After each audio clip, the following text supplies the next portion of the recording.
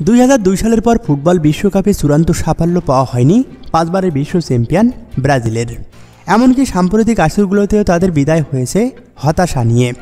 2026 বিশ্বকাপে তাই পুরোদমে প্রস্তুতি নিয়ে নামতে চায় কার্লো আনচেলত্তির দল। ইতিমধ্যেই আসন্ন মেগা টুর্নামেন্টটিতে জায়গা নিশ্চিত করা সেলেসাওরা আগামী মাসের শেষ দুটি বাছাই ম্যাচ খেলবে। এছাড়া বিশ্বকাপের আগে খেলবে 6টি প্রীতি ম্যাচ। এই তথ্যটি জানিয়েছে ব্রাজিলের সংবাদ মাধ্যম গ্লোবো। যদিও 6টি ম্যাচের সবকটিতে তাদের প্রতিপক্ষ ও তারিখ এখনও নির্ধারিত হয়নি। প্রতিবেদনে বলা হয়, ব্রাজিল ফুটবল ফেডারেশন CBF দক্ষিণ কোরিয়া ও জাপানের সঙ্গে আগেই চুক্তি করেছিল।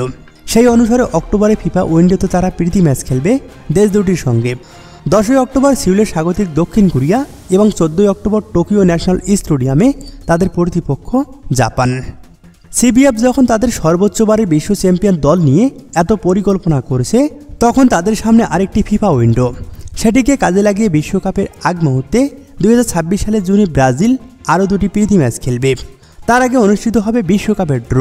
সেখানকার গ্রুপ ও প্রতিপক্ষ দেখে জুনে প্রীতি ম্যাচ দুটির প্রতিপক্ষ ও ভেন্যু নিয়ে পরিকল্পনা করবে CBF-এর টেকনিক্যাল কমিটি। প্রসঙ্গত, কমবেবল বাছাইয়ে পয়েন্ট টেবিলে 3 থেকে বিশ্বকাপ নিশ্চিত করেছে ব্রাজিল। 16 ম্যাচে তাদের পয়েন্ট 25। সেপ্টেম্বরে বাকি দুটি রাউন্ডের ম্যাচ খেলে লাতিন আমেরিকা অঞ্চলের বিশ্বকাপ বাছাই পর্ব শেষ হবে। সেখানে 5 সেপ্টেম্বর রিও ডি জেনেরোয় চিলি এবং 10 সেপ্টেম্বর শেষ ম্যাচে বলিভিয়ার মুখোমুখি হবে ব্রাজিল।